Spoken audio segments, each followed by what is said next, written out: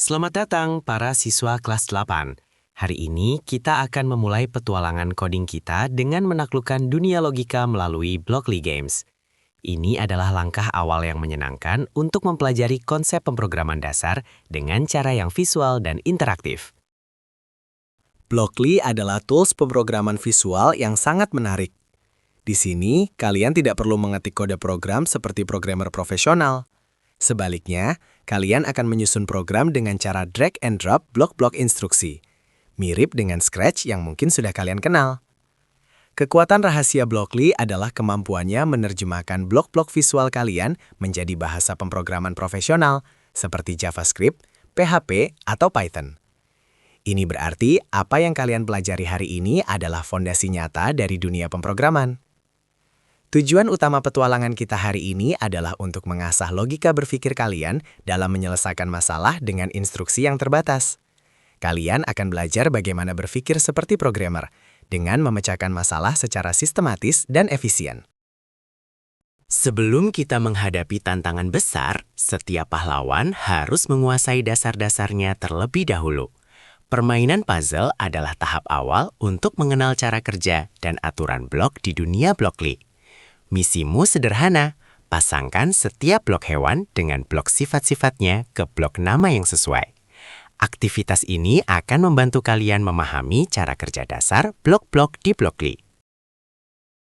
Ada 3 konsep penting yang harus kalian pahami di desa puzzle. Pertama, konsep mencocokkan blok.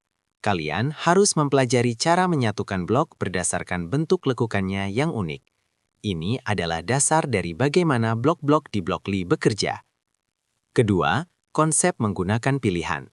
Kalian perlu menguasai penggunaan drop-down menu untuk memilih properti, seperti menentukan jumlah kaki hewan. Ketiga, konsep memahami hasil atau output. Setelah menekan check answers, program akan memberikan respon. Kalian harus belajar dari umpan balik ini untuk memperbaiki solusi kalian. Setelah menguasai dasar-dasar di desa puzzle, petualangan sesungguhnya menanti. Di labirin, kalian akan ditantang untuk memandu sprite atau avatar kalian dari titik awal menuju tujuan akhir. Aturan mainnya sederhana. Gunakan blok-blok perintah yang terbatas untuk membangun jalur yang benar. Setiap level adalah ujian baru bagi logika berpikir kalian. Untuk memulai perjalanan di labirin, kalian dibekali 2 perintah utama. Move forward untuk menggerakkan sprite maju 1 langkah, dan turn left atau turn right untuk mengubah arah hadap sprite ke kiri atau kanan. Menguasai urutan atau sequence dari perintah-perintah ini adalah kunci untuk menyelesaikan level 1 dan 2. Di level yang lebih sulit, seperti level 3, jalan semakin panjang, tetapi jumlah blok yang boleh kalian gunakan sangat dibatasi. Bagaimana caranya bergerak 5 langkah jika hanya boleh menggunakan 3 blok? Menyusun 5 blok move forward akan berhasil, tetapi kalian akan gagal karena melebihi batas blok yang diizinkan. Kita perlu solusi yang lebih cerdas. Untuk mengatasi keterbatasan blok, kita perlu menggunakan kekuatan baru yang disebut perulangan atau loop. Blok repeat until akan menjalankan instruksi apapun di dalamnya secara berulang-ulang sampai sprite mencapai target tujuan. Dengan 1 mantra pengulangan, kalian bisa melakukan pekerjaan berkali-kali lipat. Inilah esensi dari efisiensi dalam pemrograman. Tantangan baru muncul ketika labirin tidak lagi lurus. Kalian akan menemukan persimpangan jalan yang kompleks. Sprite kalian tidak tahu harus berbelok kemana. Pertanyaan kuncinya adalah, bagaimana cara membuat sprite bisa mengambil keputusan secara otomatis? Memerintahnya secara manual di setiap belokan akan menghabiskan terlalu banyak blok. Solusi untuk tantangan persimpangan adalah dengan memberikan sprite kemampuan untuk berpikir, menggunakan logika percabangan atau conditionals. Blok if path berfungsi seperti kompas cerdas. Blok ini akan memeriksa apakah ada jalan di arah tertentu, depan, kiri, atau kanan. Logika jika ada jalan ke kiri, maka belok kiri, membantu sprite menentukan kapan harus berbelok tanpa perlu diperintah di setiap langkah. Perjalanan kalian di labirin logika terbagi menjadi 3 tahap penting. Tahap pertama adalah jalan setapak awal di level 1-2, di mana kalian akan menguasai urutan langkah sederhana atau sequence. Tahap kedua adalah tantangan efisiensi di level 3-5, di mana kalian akan membuka kekuatan pengulangan atau repeat untuk menghemat blok.